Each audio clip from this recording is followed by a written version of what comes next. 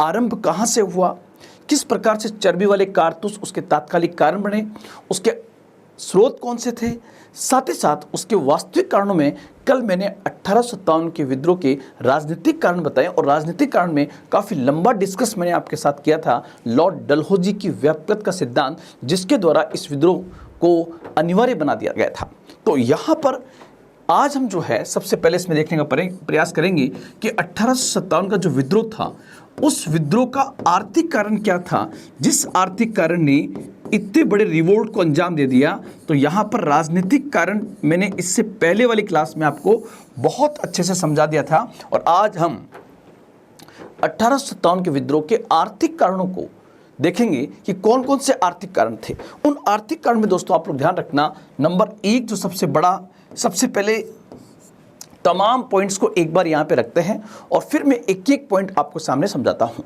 जैसे इसमें सबसे पहले नंबर 1 भू राजस्व नीतियाँ, लैंड रेवेन्यू पॉलिसीज जो है, भू राजस्व नीतियों ने कहीं न कहीं जनता के शोषण में बहुत बड़ी भूमिका अदा की, जिसने इस विद्रोह का आर्थिक कारण बना दिया। साथ ही साथ दोस्तों आप लोग ध्यान रखना, अधिकतम लाभ, मैं आपको ये भी समझाऊंगा कि यहाँ पर अधिकतम लाभ का मतलब क्या है।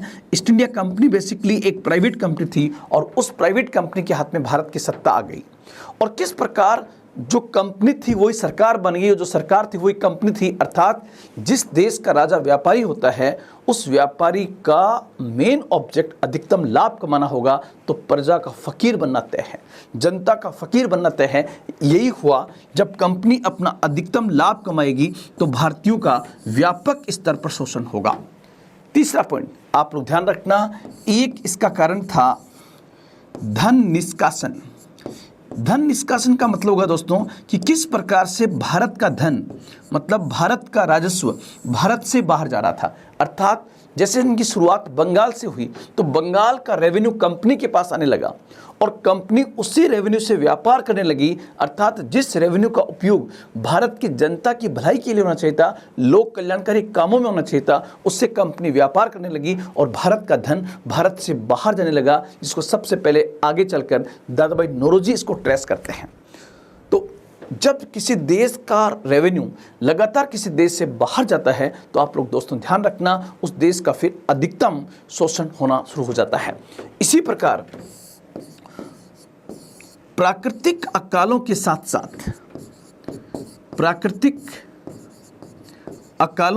साथ कृत्रिम अकालों का पड़ना भी इसका एक बड़ा कारण था कि आर्टिफिशियल फेमिन जो है वो भी व्यापक स्तर पे पड़ने लगे और ये भी एक इम्पॉर्टेंट रीज़न यहाँ पर आने लगा। साथ ही साथ दोस्तों ध्यान रखना, इन्होंने कृषि का वाणिज्यीकरण कर दिया। कृषि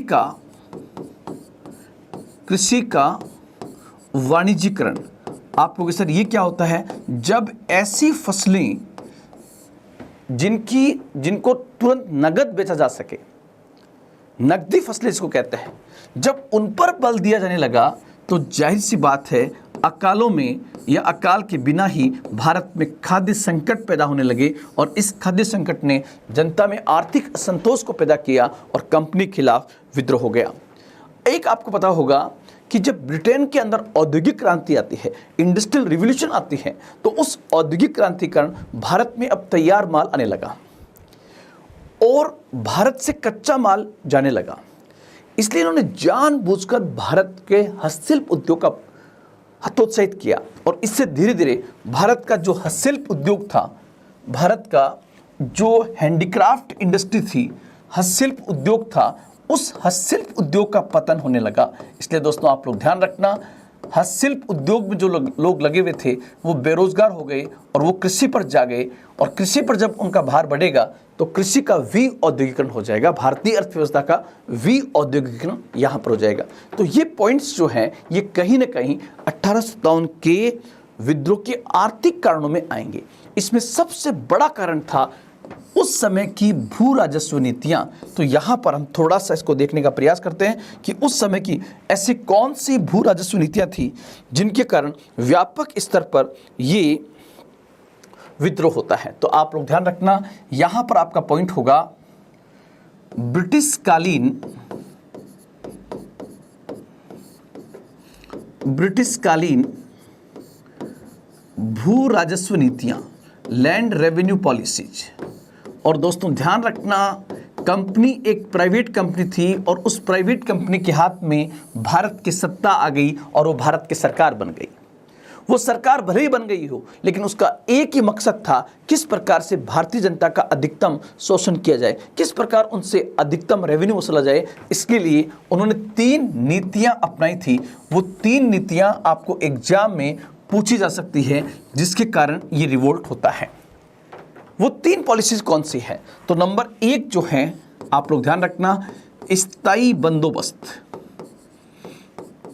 जिसको हम इंग्लिश में कहते हैं परमानेंट सेटलमेंट, स्थायी बंदोबस्त। दूसरी पॉलिसी जो थी स्थायी बंदोबस्त के बाद रैयतवाड़ी व्यवस्था। रैयतवाड़ी व्यवस्था, ध्यान रखना, ये भी एक लैंड रेवेन्यू पॉलिसी थी, रैयतवाड़ी व्यवस्था।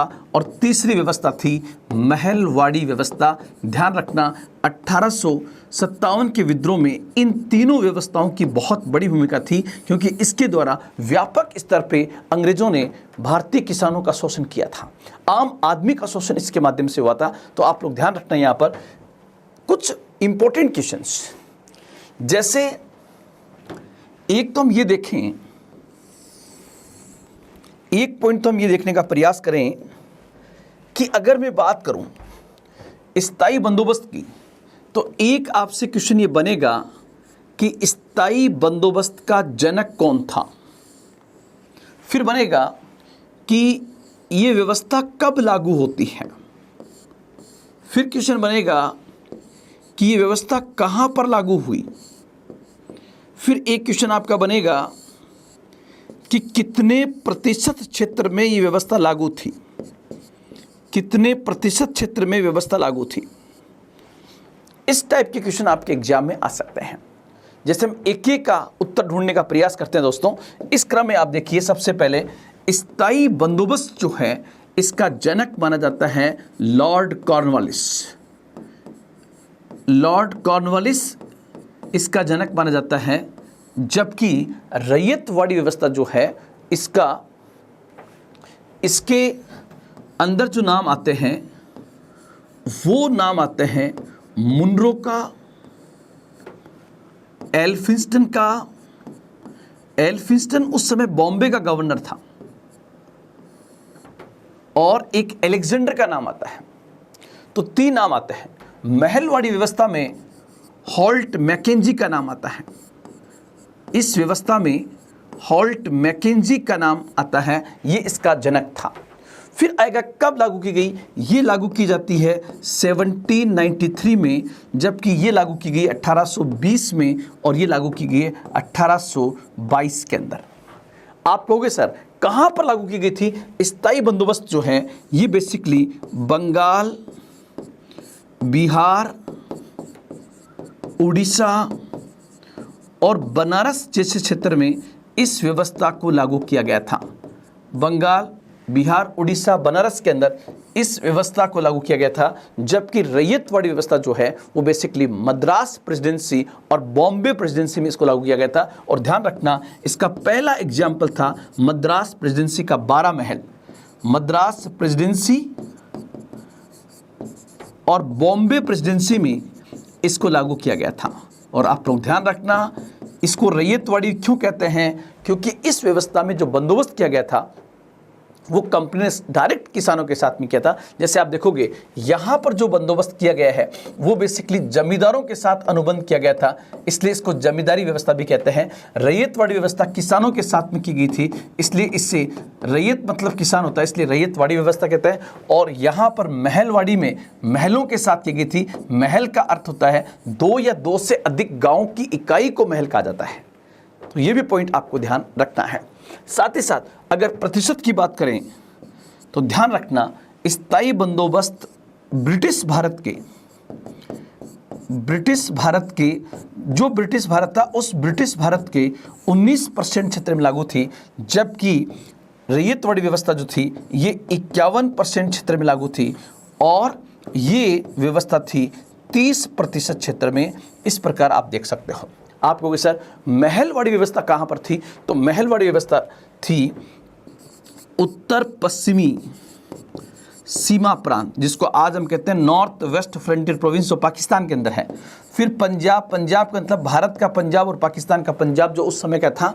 साथ ही साथ मध्य भारत के अंदर, मध्य भारत और गंगा वैली, गंगा वैली या गंगा दोआब कह सकते हो, वहाँ पर इस व्यवस्था को लागू किया गया था। तो ये पॉइंट्स आपको बहुत अच्छे समझ में रखना है।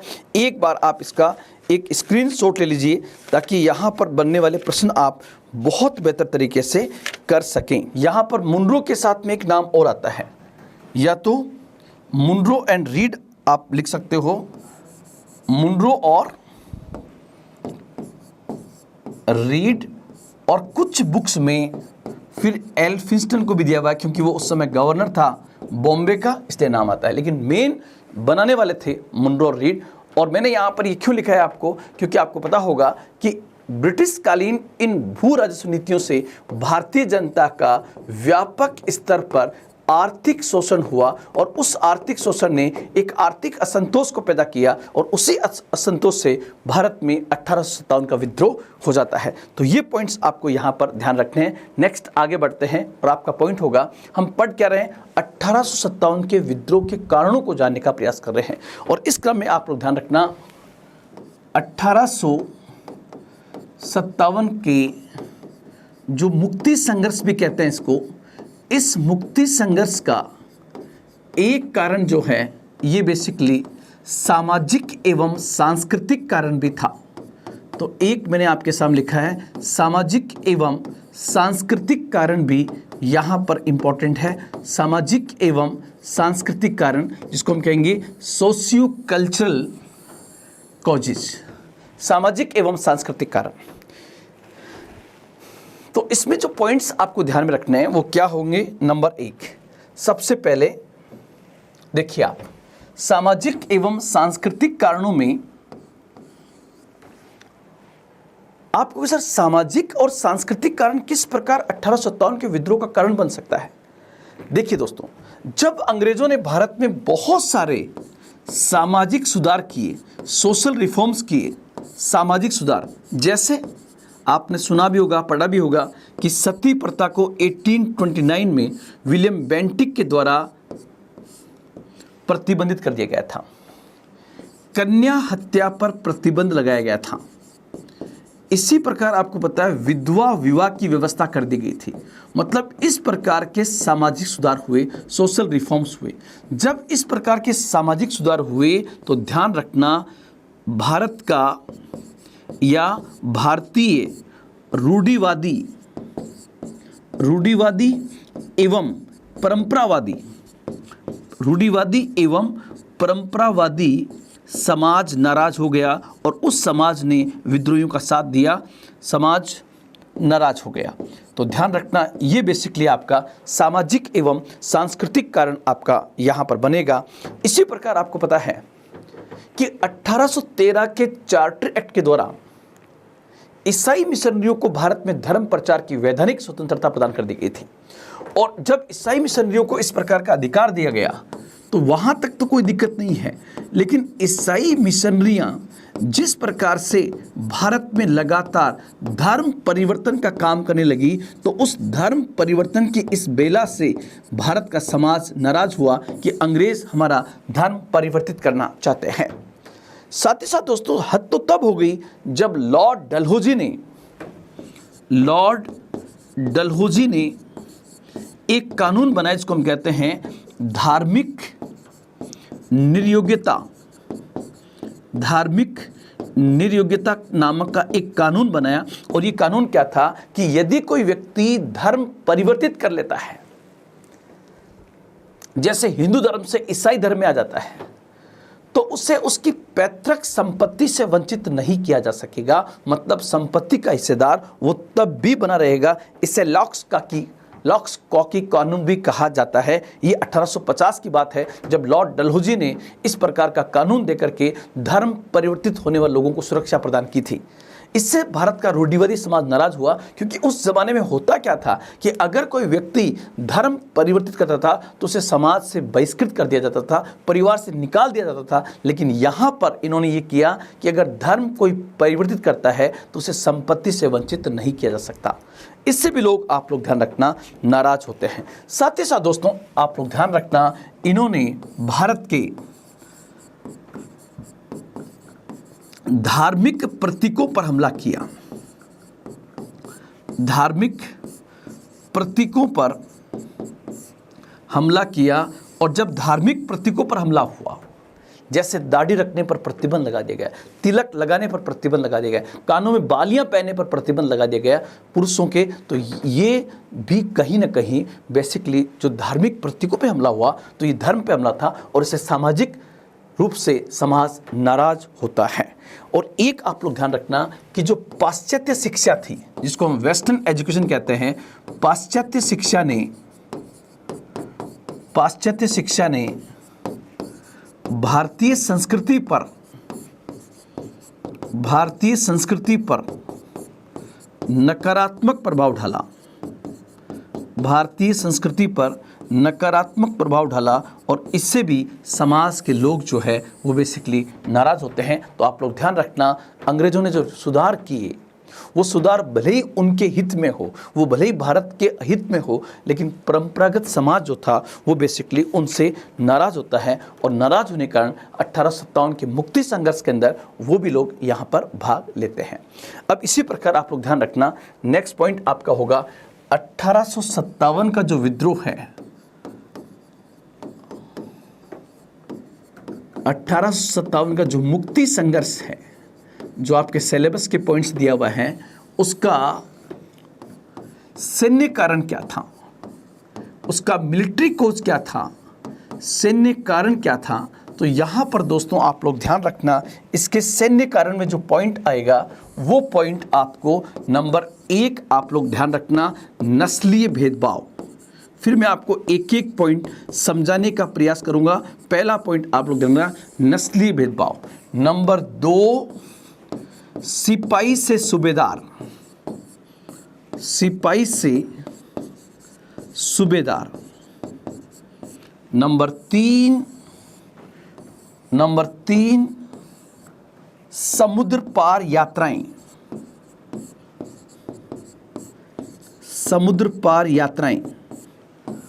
नंबर 4, एक आप लोग ध्यान रखना, इसी में आएगा 1854 का डाकघर अधिनियम। 1854 का डाकघर अधिनियम, 1854 का डाकघर अधिनियम। और इसी प्रकार एक पॉइंट आएगा 1856 का सामान्य सेवा भर्ती अधिनियम। 1856 का सामान्य सेवा भर्ती नियम, सामान्य सेवा भर्ती नियम। एक एक पॉइंट को मैं आपके सामने समझाने का प्रयास करूंगा। और एक पॉइंट आप लोग ध्यान रखना कि जो सैनिक था वो बेसिकली एक वर्दीधारी किसान था। सैनिक एक वर्दीधारी किसान था। अब एक एक पॉइंट को समझने का प्रयास हम आपके सामने यहां पर करते हैं। देखिए, सबसे पहले हम क्या पढ़ रहे हैं, 1857 का जो मुक्ति संघर्ष हुआ, जिसका तात्कालिक कारण चर्बी वाले कारतूस थे, जिसका राजनीतिक कारण भी था, जिसका आर्थिक कारण भी था, जिसका सामाजिक और सांस्कृतिक कारण भी था, उसी का एक कारण सैन्य कारण भी था। अर्थात ये वो सबसे बड़ा कारण था, क्योंकि 1857 के विद्रोह की शुरुआत जो है वो बेसिकली कंपनी के सैनिकों के द्वारा की गई थी। ये सैनिक ही थे जिन्होंने ईस्ट इंडिया कंपनी के शासन का अंत कर दिया। तो ऐसा क्या था कि ये सैनिक असंतुष्ट हो गए? तो आप लोग यहाँ पर ध्यान रखना, उस समय की जो EIC की सेना थी, उस EIC की सेना में 3,11,400 सैनिक थे। 3,11,400 सैनिक थे। उन 3,11,400 सैनिकों में से 2,65,900 सैनिक जो है वो बेसिकली भारतीय थे। 2,65,900 सैनिक भारतीय थे। अब यहाँ पर आप समझने का प्रयास कीजिए कि ऐसी क्या बात हुई।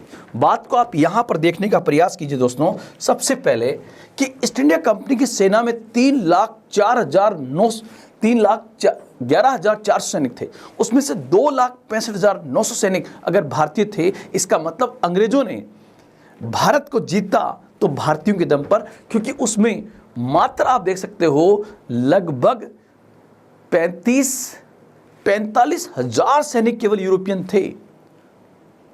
बाकी सब सैनिक, मतलब ऐसे कहूं मैं कि अंग्रेज जो है वो बेसिकली काले और गोरे में भेद करते थे, कि अंग्रेज जो है गोरे हैं और भारतीय काले थे उनकी नज़र के अंदर। अब जो भारतीय सैनिक हैं उनकी संख्या, मतलब काले लोगों की संख्या 2,65,900 है, और अगर गोरे सैनिकों की संख्या देखें तो ये लगभग आप मान सकते हो 40,000 के आसपास थे, 40-41,000 के आसपास थे। लेकिन सेना के अंदर काले और गोरे के बीच व्यापक स्तर पर भेदभाव किया जाता था। इसी भेदभाव को इतिहास में नस्लीय भेदभाव के नाम से जानते हैं, अर्थात अंग्रेज भारतीय सैनिकों के साथ नस्लीय भेदभाव करते थे, एथनिक पार्शियलिटी। और जब नस्लीय भेदभाव करते थे तो यहाँ पर फिर एक बिंदु आएगा कि भारतीय सैनिक जो हैं, जो भारत का था, जो काला था, वो बेसिकली अधिकतम सिपाही से सूबेदार तक ही पहुँच पाता था। कोई 1-2 गिने चुने लोग ही थे जो सूबेदार से ऊपर की पोस्ट पर पहुंचते थे। इसका मतलब सिपाही से सूबेदार तक तो भारतीय थे और सूबेदार से ऊपर अधिकांश जो थे वो बेसिकली यूरोपियन थे। तो भारतीयों को ऐसा महसूस होता था कि यार हम तो केवल सिपाही से सूबेदार तक के बने हैं, हमारा प्रमोशन होगा ही नहीं, क्योंकि हमारे साथ नस्लीय भेदभाव होता है। सबसे बड़ी बात कि 1854 का जो डाकघर अधिनियम आया था उसमें पोस्टेज स्टैंप लगाना अनिवार्य कर दिया, और इससे सैनिकों का खर्च बढ़ जाता है और इससे भी सैनिक नाराज होते हैं। साथ ही साथ दोस्तों आपको पता होगा कि इन्होंने क्या किया कि एक नियम बनाया जिसको हम कहते हैं सामान्य सेवा भर्ती नियम, और उस सामान्य सेवा भर्ती नियम के तहत 1856 में अनिवार्य कर दिया कि अब भारतीयों को समुद्र पार यात्राओं पर भी भेजा जा सकता है, और इससे भी भारतीय सैनिक नाराज होते हैं, क्योंकि समुद्र को पार करना हिंदू धर्म में सही नहीं माना जाता था। और इसके साथ साथ आप लोग ध्यान रखना, सैनिक एक वर्दीधारी किसान था। इसका मतलब क्या होगा दोस्तों कि जैसे मान लीजिए मंगल पांडे है, मंगल पांडे अवध का रहने वाला है और वो ईस्ट इंडिया कंपनी की सेना के अंदर बंगाल में बैरकपुर के अंदर तैनात हैं, बैरकपुर के अंदर वो तैनात हैं। तो यहां पर इंपॉर्टेंट पॉइंट क्या होगा कि बंगाल में रहते हुए मंगल पांडे ने देख लिया है कि बंगाल के हालात कंपनी ने क्या कर दिए हैं, और उसको ये बात पता लग चुकी है कि अब मेरे अवध का भी वही हाल होगा जो बंगाल का हुआ है, अर्थात तो वहाँ पर भी किसानों का व्यापक स्तर पर शोषण होगा। और इसलिए कहते हैं कि उसके अंदर का किसान जाग गया, क्योंकि वो आत्मा से किसान था, सैनिक एक वर्दीधारी किसान था। और आपको पता होगा कि उस समय की ईस्ट इंडिया कंपनी जो थी उसमें अधिकांश जो सैनिक थे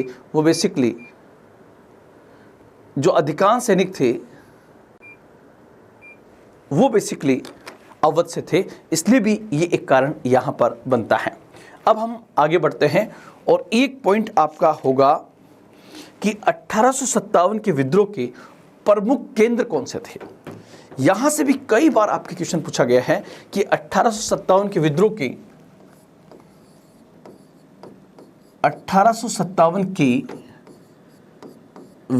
की और ध्यान रखना इसी को भारत का प्रथम स्वतंत्रता संग्राम कहा जाता है, और इसी के लिए आपका भारत का मुक्ति संघर्ष नाम आपके सिलेबस में दिया हुआ है। तो प्रमुख केंद्र की हम बात करें और यहां से जो प्रश्न बनेगा दोस्तों वो किस टाइप से बन सकता है, वो आपका बन सकता है कि सूची फर्स्ट को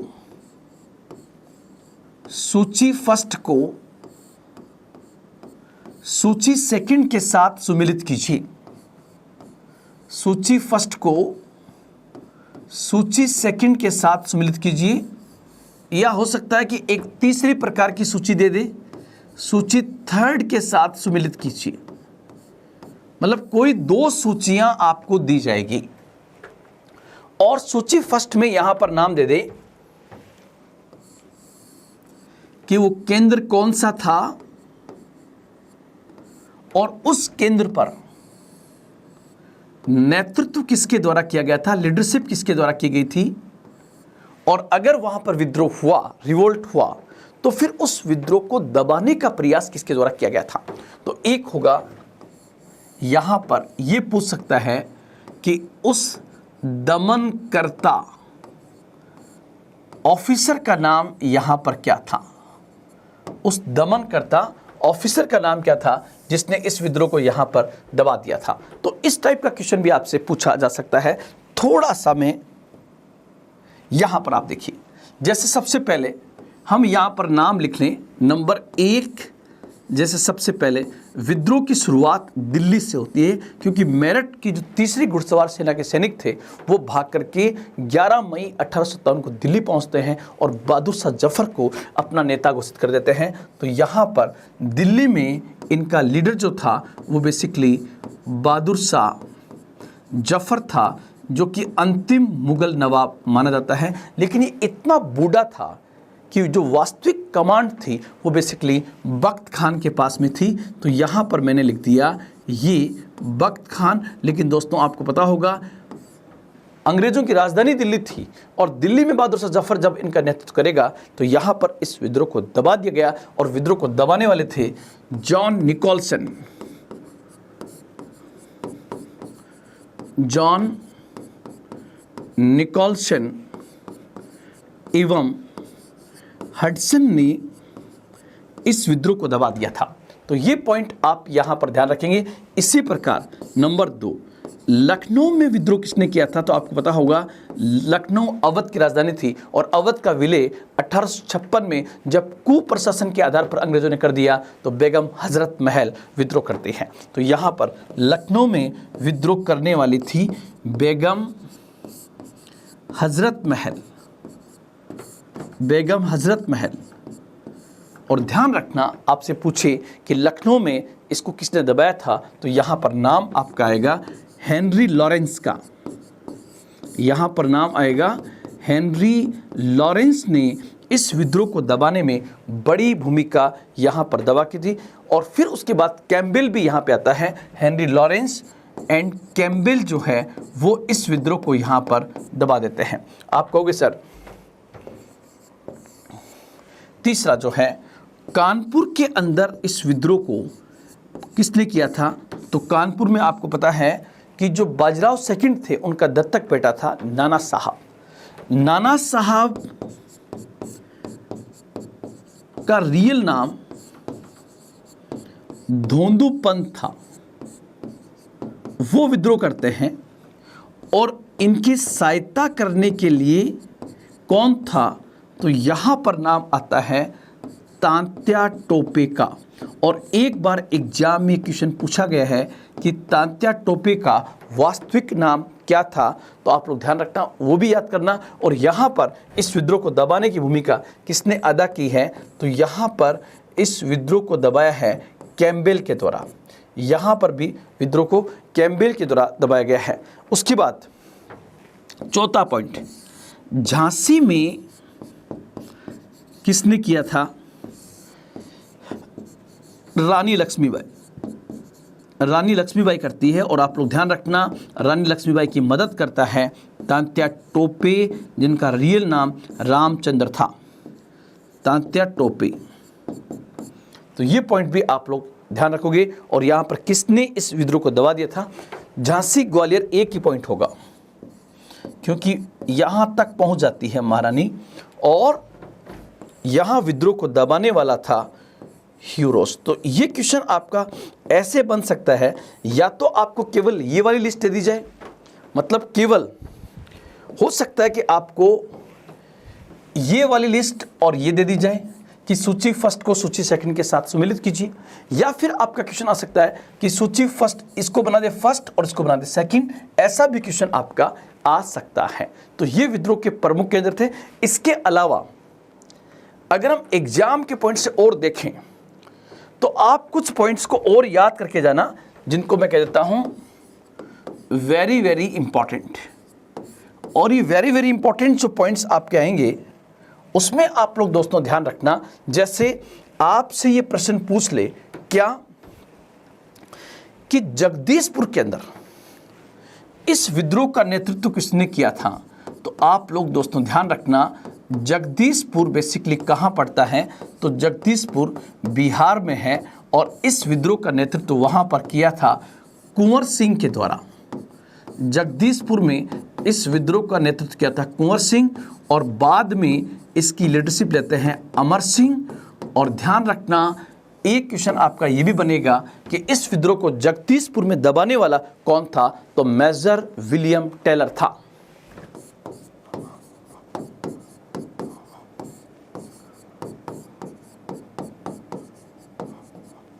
उसने इस विद्रोह को यहां पर दबा दिया था। इसी प्रकार आपका क्वेश्चन दोस्तों ये भी आ सकता है क्या कि इलाहाबाद के अंदर इस विद्रोह किसने किया था, तो यहां पर फिर एक पॉइंट, अभी तक ये क्वेश्चन नहीं पूछा गया है इलाहाबाद के अंदर इस विद्रोह को किसने किया था, तो यहां पर नाम आएगा लियाकत अली।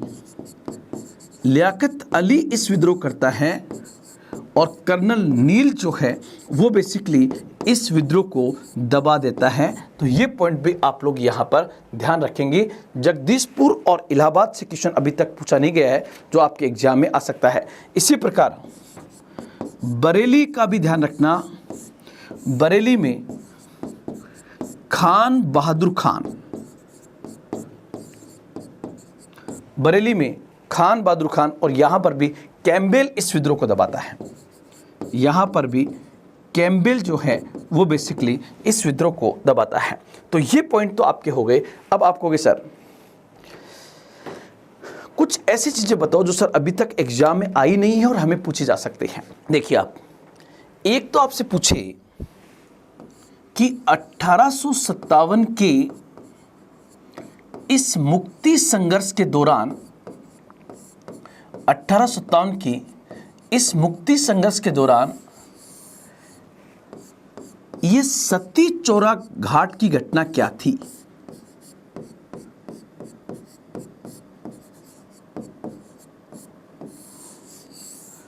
तो ध्यान रखना सती चौरा घाट जो है ये बेसिकली कानपुर के पास एक जगह थी। सती चौरा घाट कहाँ पर था? कानपुर के अंदर। और कानपुर के अंदर कहते हैं कि कुछ ईसाई परिवार वहाँ पर फंस गए थे 1857 के विद्रोह के दौरान, और कुछ जगहों पर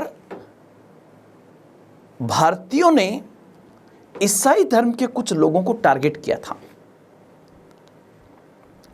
और कहते हैं कि वहां पर नाना साहब उन्हें सुरक्षित निकल जाने का वचन देते हैं, लेकिन उनको फिर धोखे से मारा जाता है।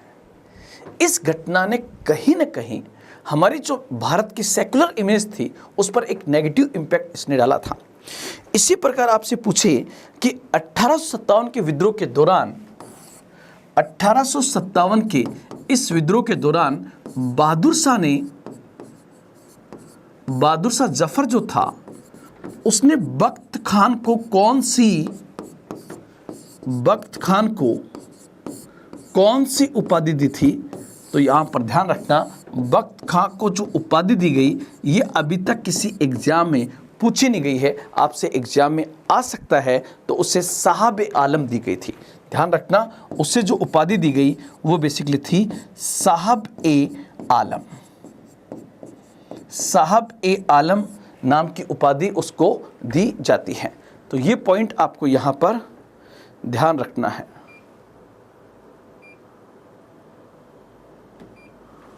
साहब ए आलम, ये पॉइंट आपको यहाँ पर स्पेशली ध्यान रखना। उसके बाद दोस्तों आप लोग ध्यान रखना दो चीज़ें आपकी और बची हुई है, दो नहीं तीन। एक तो आप एक क्वेश्चन ये भी आता है 1857 के विद्रोह के स्वरूप के ऊपर, बहुत बार यहाँ से भी क्वेश्चन पूछा गया। तो एक बार आप ये देख लीजिए 1857 के स्वरूप को लेकर क्वेश्चन बन सकता है। स्वरूप कहते हैं कि इस विद्रोह का रियल में नेचर कैसा था, उसको लेकर हिस्टोरियंस ने क्या क्या बात कही है। तो एक साइड में तो आपका आएगा एक साइड में तो आएगा यहाँ पर कि स्वरूप, और फिर इस साइड में आएगा कि ये बात किस इतिहासकार के द्वारा की गई है। अगर इस पॉइंट से देखें तो पहला क्वेश्चन आपका जो बनेगा वो बनेगा नंबर 1 जो है वो बनेगा नंबर 1 पहला क्वेश्चन, और वो बनेगा ये किसने कहा कि 1857 का विद्रोह भारत का प्रथम स्वतंत्रता संग्राम था। प्रथम स्वतंत्रता संग्राम था, ये बेसिकली किसके द्वारा कहा गया था, पहला क्वेश्चन। दूसरा, फिर ये किसने कहा कि न तो प्रथम था न भारतीय था और न ही स्वतंत्रता संग्राम था, ये बात किसके द्वारा की गई थी। तो दोस्तों आप लोग ध्यान रखना, यहां पर भारत का प्रथम स्वतंत्रता संग्राम कहा है वीडी सावरकर के द्वारा, विनायक दामोदर सावरकर। और चूंकि अभी सबसे अधिक भारत के इतिहास में, आधुनिक भारत में अगर कोई व्यक्ति चर्चा में है तो वीडी सावरकर साहब है। ये किसने कहा, ये बेसिकली आरसी मजूमदार के द्वारा कहा गया था, आरसी मजूमदार के द्वारा ये बात कही गई थी। इसी प्रकार आप देखोगे ये 2 स्टेटमेंट के बाद तीसरा जो स्वरूप को इंगित करता है, एक कहा था कि 1857 का विद्रोह ये बर्बरता एवं सभ्यता के मध्य संघर्ष था। यहां पर वो बर्बर कह रहे हैं भारतीयों को, सभ्यता के मध्य संघर्ष था। ये किसने कहा, तो ये दोस्तों आप लोग ध्यान रखना, LR रीज ये बात करता है। LR रीज कहता है कि ये धर्मांधों का, सॉरी LR रीज ने बर्बरता और सभ्यता के मध्य संघर्ष, TR होम्स, सॉरी माफी चाहूंगा, यहां पर ये सब जो आएगा ये आपका आएगा TR होम्स। मतलब आप याद कैसे करोगे कि जैसे घर में कभी भी बर्बर नहीं होना चाहिए, घर में हमेशा सभ्य होना चाहिए। तो बर्बरता और सभ्यता के मध्य संघर्ष किसने कहा, TR होम्स ने कहा। और चौथा, धर्मांधों का ईसाई धर्म के खिलाफ, धर्मांधों का ईसाई धर्म के खिलाफ संघर्ष था। ये आप लोग ध्यान रखना, ये बात किसने कही, धर्मांधों का। तो ये कहता है आपका LER रीज, ये बात कहता है LER रीज। तो इसका आप एक बार स्क्रीनशॉट ले लीजिए ताकि आपको बहुत अच्छे से आ जाए। एक और ध्यान रखना, ये एक स्वार्थी सिपाही विद्रोह था। ये कौन कहता है दोस्तों, तो दोस्तों आप लोग ध्यान रखना, ये कहता है जॉन सीले, जो एक अंग्रेज इतिहासकार हैं, वो कहता है कि ये बेसिकली जॉन सीले कहता है ये एक स्वार्थी सिपाही विद्रोह था। और ये किसने कहा कि 1857 का विद्रोह बेसिकली एक राष्ट्रीय विद्रोह था, नेशनल रिवोल्ट था। ये किसके द्वारा कहा गया था, तो यहाँ पर दोस्तों आप लोग ध्यान रखना, ये बात कही गई है राष्ट्रीय विद्रोह। उस समय का ब्रिटिश संसद का विपक्ष का नेता था, जिसका नाम था बेंजामिन डिज़रेली, वो कहता है कि ये एक प्रकार का राष्ट्रीय विद्रोह था, नेशनल रिवोल्ट था।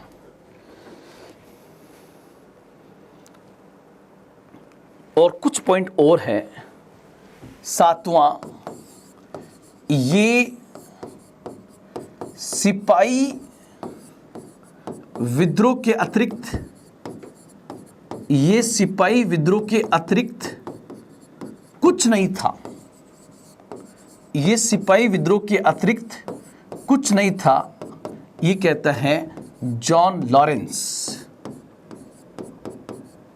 ये कौन कहता है, तो जॉन लॉरेंस जो कहता है ये सिपाही विद्रोह के अतिरिक्त कुछ नहीं था, सिपाही विद्रोह के अतिरिक्त कुछ नहीं था। ये पॉइंट भी आपको ध्यान रखना है। और मार्क्सवादी इतिहासकार कहते हैं कि ये विद्रोह विदेशी एवं सामंतवादी व्यवस्था के खिलाफ एक संयुक्त लोकतांत्रिक संघर्ष था। तो ये पॉइंट भी आप लोग, ये मार्क्सवादी इतिहासकार कहते हैं, कोई नाम यहाँ पर नहीं आता है। इतने पॉइंट्स आपको याद रखने हैं जो आपके एग्जाम के पॉइंट से बढ़िया है। नेक्स्ट पॉइंट, 1857 के विद्रोह की दूसरी क्लास चल रही, ध्यान रखना, और आपके एग्जाम के पॉइंट से बहुत इंपॉर्टेंट है। तो यहाँ पर एक और देखिए आप कि 1857 का जो विद्रोह था या 1857 का जो मुक्ति संघर्ष था, अगर हम देखें तो इस मुक्ति संघर्ष के कमजोरियां भी तो होगी कि ऐसी क्या बात हुई कि भारत में कंपनी के शासन का तो अंत हो गया लेकिन भारत में ब्रिटिश सत्ता का अंत नहीं हो सका। इसके पीछे कारण क्या था? तो जरूर कुछ ना कुछ कमजोरियां रही होगी। वो कमजोरियां आपको बतानी जरूरी है कि क्या क्या कमजोरियां थी जिसको हम पकड़ नहीं पाए, समझ नहीं पाए, वो कौन सी थी। नंबर एक में पहले पॉइंट्स लिखूंगा, फिर आपको एक एक पॉइंट समझा दूंगा। पहला है भौगोलिक विस्तार, इसकी एक बड़ी कमी है, भौगोलिक विस्तार। नंबर दो, समाज के सभी वर्गों का न आना, ये दूसरा पॉइंट है। तीसरा पॉइंट दोस्तों आप लोग ध्यान रखना, इस विद्रोह की बड़ी कमी है कि इसमें कोई सेंट्रल लीडरशिप नहीं थी, केंद्रीय नेतृत्व का अभाव, वैक्यूम ऑफ सेंट्रल लीडरशिप। जितने आधुनिक हथियार कंपनी के पास में थे, विद्रोहियों के पास आधुनिक हथियारों का न होना, आधुनिक हथियारों का न होना। एक आपको पता होगा समाज में दो वर्ग ताकतवर थे। एक तो आपको पता है, पांचवा पॉइंट होगा जमींदार वर्ग, जमींदार वर्ग एवं राजा राजकुमार एवं पाश्चात्य शिक्षा प्राप्त, पाश्चात्य शिक्षा प्राप्त युवा वर्ग। ये पॉइंट भी आप लोग ध्यान रखना। और उसके बाद छठा पॉइंट आपका होगा औपनिवेशिक, औपनिवेशिक शासन की समझ ना होना, औपनिवेशिक शासन की समझ ना होना। ये पॉइंट्स आपको यहां पर याद रखने हैं। तो एक एक पॉइंट को हम क्लियर करें तो ज़्यादा अच्छा लगेगा।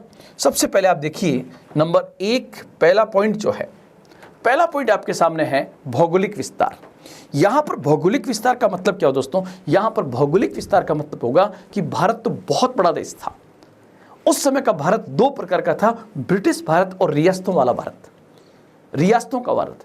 लेकिन भौगोलिक रूप से यह विद्रोह केवल ब्रिटिश भारत में फैला था, रियासतों वाले भारत में इसका प्रभाव इतना ज्यादा नहीं था।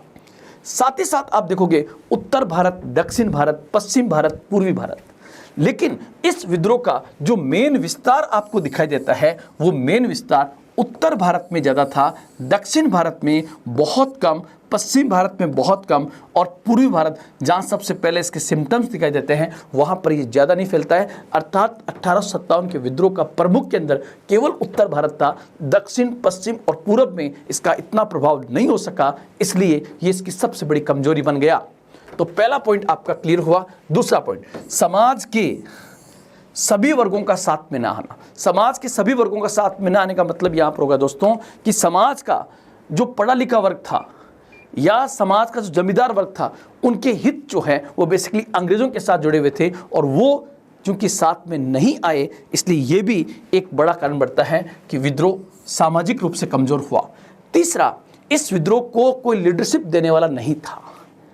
दिल्ली पहुंचने के बाद सैनिकों को इस बात का पता नहीं था कि हमें करना क्या है, तो इसलिए केंद्रीय नेतृत्व का अभाव भी इस विद्रोह की असफलता का एक कारण बनता है। साथ ही साथ जिस प्रकार के आधुनिक हथियार ईस्ट इंडिया कंपनी की सेना के पास में थे, उस प्रकार के आधुनिक हथियार इनके पास नहीं थे। तो आधुनिक हथियारों का ना होना, सबसे बड़ी बात दोस्तों कि उस समय का जो भारत था उसमें सबसे ताकतवर वर्ग, चाहे पैसे के हिसाब से और चाहे ताकत के हिसाब से, वो थे जमींदार, राजा राजकुमार। जमींदारों के हित स्थायी बंदोबस्त के द्वारा अंग्रेजों से जुड़े हुए थे।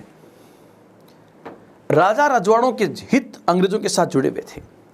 इसलिए 1857 के विद्रोह के समय जमींदारों और राजाओं ने कंपनी का साथ दिया। तभी तो लॉर्ड कैनिंग कहता है कि यह तूफान इस बांध को उड़ा के ले जाता। मतलब वो कहता है, लॉर्ड कैनिंग कहता है कि ये बांध नहीं होते तो तूफान हमें उड़ा के ले जाता। तूफान का मतलब 1857 का विद्रोह और बांध का मतलब बड़े बड़े जमींदार, जिन्होंने अंग्रेजों का साथ दे करके और इस विद्रोह को कमजोर करने का काम किया था। सबसे बड़ी बात कि जो पाश्चात्य शिक्षा प्राप्त युवा वर्ग था, उस युवा वर्ग ने भी इसका साथ नहीं दिया, क्योंकि उस वर्ग का मानना था कि कहीं ना कहीं कंपनी को जो सामाजिक सुधार कर रही है वो पहले वाले शासकों की तुलना में ठीक है, और वो पाश्चात्य शिक्षा प्राप्त वर्ग उनके साथ में रहा। ये भी हमारी कमजोरी थी। और सबसे बड़ी बात, शायद वो आप भी अभी नहीं समझ पाओगे, और वो था कि कंपनी क्या है, ब्रिटेन और भारत के बीच का क्या संबंध है। ब्रिटेन एक गृह राज्य है, भारत एक उपनिवेश है, और किस प्रकार गृह राज्य के हित में एक उपनिवेश का शोषण किया जाता है, इसको हम कहते हैं औपनिवेशिक शासन। हमने केवल ईस्ट इंडिया कंपनी के शासन का विरोध किया, हमने ब्रिटिश का विरोध नहीं किया। यही कारण है कि 1857 के विद्रोह से भारत में ईस्ट इंडिया कंपनी के शासन का अंत हो जाता है, लेकिन ब्रिटिश शासन का नहीं। और भारत में जो अब ब्रिटिश शासन शुरू होता है वो अत्यंत खतरनाक था। उसने हमारा शोषण पहले से भी अधिक किया, क्योंकि 1857 के विद्रोहियों में औपनिवेशिक शासन की समझ का ना होना भी इसकी एक बड़ी कमजोरी थी। तो ये पॉइंट्स आपको यहाँ पर याद रखने हैं। आगे बढ़ते हैं। अब लास्ट पॉइंट दोस्तों आपके सामने होगा कि 1857 की विद्रोह के परिणाम क्या थे।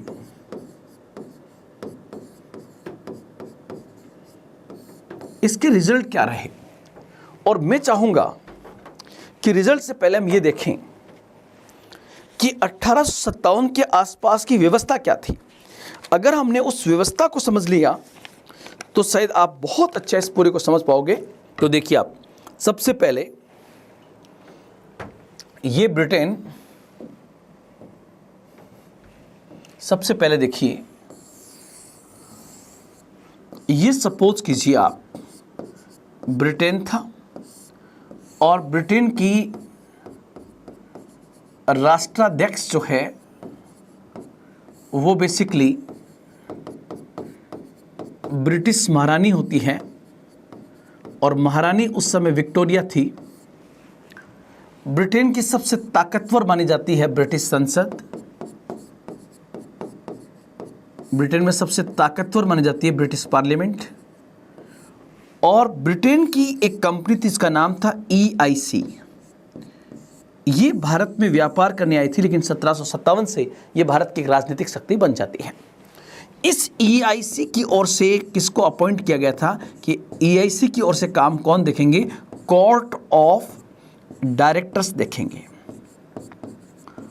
ये बेसिकली आपको पता है कि पहली बार ब्रिटिश संसद EIC को नियंत्रित करने का प्रयास कब करती है, 1773 के रेगुलेटिंग एक्ट से। लेकिन रेगुलेटिंग एक्ट में भी दोष थे, अर्थात जब ब्रिटिश संसद पूरी तरह से कंट्रोल नहीं कर सकी तो 1784 का जो पिट्स इंडिया एक्ट था 1784, उसके द्वारा ब्रिटिश संसद की प्रतिनिधि संस्था के रूप में इस्टेब्लिश की जाती है board of control. Board of control. तो आप लोग ध्यान रखना, जब 1857 का विद्रोह हुआ तब भारत में जो सबसे बड़ा अधिकारी था, उस भारत में सबसे बड़े अधिकारी को यहाँ पर 1857 में भारत के सबसे बड़े अधिकारी को भारत का गवर्नर जनरल कहा जाता था। भारत का गवर्नर जनरल कहा जाता था। पहला पॉइंट समझ में आ रहा है। भारत संबंधी सबसे बड़ा अधिकारी कौन था? भारत का गवर्नर जनरल। भारत के गवर्नर जनरल को कौन कंट्रोल करता था? तो भारत के गवर्नर जनरल को नियंत्रित करती थी कौन? Court of directors. और कोर्ट ऑफ डायरेक्टर्स किसको कंट्रोल करती थी? बोर्ड ऑफ कंट्रोल को। मतलब यहां पर ये एक प्रकार का द्वैत शासन हो गया। द्वैत शासन कैसे? कि ब्रिटिश संसद कंट्रोल करती है ईआईसी को और ईआईसी कंट्रोल करती है भारत को। या मैं ऐसे कह सकता हूं कि ब्रिटिश संसद बोर्ड ऑफ कंट्रोल के माध्यम से ईआईसी के कोर्ट ऑफ डायरेक्टर कंट्रोल करती थी और कोर्ट ऑफ डायरेक्टर्स भारत को कंट्रोल करते थे भारत के गवर्नर जनरल के माध्यम से। तो ये एक प्रकार का दोहरा शासन हो गया। साथ ही साथ यहां पर भारत के अंदर नाम मात्र की राजनीतिक शक्ति, राजनीतिक राजधानी थी भारत की। हालांकि अंग्रेजों की राजधानी, आप लोग ध्यान रखना, कलकत्ता थी, लेकिन मुगलों की जो राजधानी थी वो नाम मात्र शासक के रूप में यहां पर मुगल बादशाह बैठा हुआ है। और उस समय के मुगल बादशाह का नाम था बहादुर शाह जफर। आप कहोगे सर आप क्या पढ़ना चाह रहे हो? मैं आपको परिणाम बताना चाह रहा हूं, लेकिन परिणाम तब समझ में आएगा ना जब हमें उस समय की एग्जैक्ट पोजीशन पता हो कि हम क्या थे। ब्रिटेन और भारत का डायरेक्ट ताल्लुक नहीं था, बल्कि ब्रिटिश संसद ईस्ट इंडिया कंपनी को कंट्रोल करती थी और ईस्ट इंडिया कंपनी भारत को कंट्रोल करती थी। ये हमारा भारत यहाँ पर है और भारत संबंधी सबसे बड़ा जो अधिकारी था वो था भारत का गवर्नर जनरल। ये तो गई 1857 की स्थिति। अब 1857 के विद्रोह के परिणाम को अगर हम जाने तो उस परिणाम को जानने के लिए आप देखिए पहला परिणाम क्या होगा कि 1857 के विद्रोह ने भारत में ईआईसी के शासन का अंत कर दिया। मतलब ईआईसी के शासन का अंत हो गया। ये बेसिकली इसका पहला परिणाम है। जब भारत में ईआईसी ईस्ट इंडिया कंपनी के शासन का अंत हो गया तो भारत पर अब सीधा ब्रिटेन का राज हो गया, अर्थात अब भारत सीधा ब्रिटिश महारानी के अधीन हो गया। ये दूसरा पॉइंट। पहला पॉइंट सुनिए, 1857 के विद्रोह का पहला परिणाम था भारत में ईस्ट इंडिया कंपनी के शासन का अंत हो गया। तो दूसरा होगा सेकंड पॉइंट, जब ईस्ट इंडिया कंपनी के शासन का अंत हो गया तो भारत स्वतंत्र नहीं हुआ है, बल्कि अब भारत अभी तक एक कंपनी के अधीन था और अब भारत एक देश के अधीन हो गया, अर्थात ब्रिटेन की महारानी के अधीन हो जाता है। तो दूसरा पॉइंट। तीसरा पॉइंट, जब भारत में ईस्ट इंडिया कंपनी के शासन का अंत हो गया तो अब कोर्ट ऑफ डायरेक्टर्स का कोई मतलब नहीं रहा। जब कोर्ट ऑफ डायरेक्टर्स का कोई मतलब नहीं रहा तो बोर्ड ऑफ कंट्रोल का भी कोई मतलब नहीं रहा और यह बन गया आपका तीसरा पॉइंट, अर्थात ईस्ट इंडिया कंपनी के शासन के अंत के साथ ही court of directors and board of control का महत्व खत्म हो गया। अर्थात एक प्रकार के द्वैत शासन का अंत हो गया और अब भारत पर सीधा ब्रिटिश राज स्टैब्लिश हो गया। चौथा पॉइंट, भारत में नाम मात्र के मुगल शासन का भी अंत हो गया। बहादुर शाह जफर अंतिम शासक था, उसको यहां से निर्वासित कर दिया गया, रंगून भेज दिया गया। बर्मा में रंगून में उसकी डेथ हो जाती है।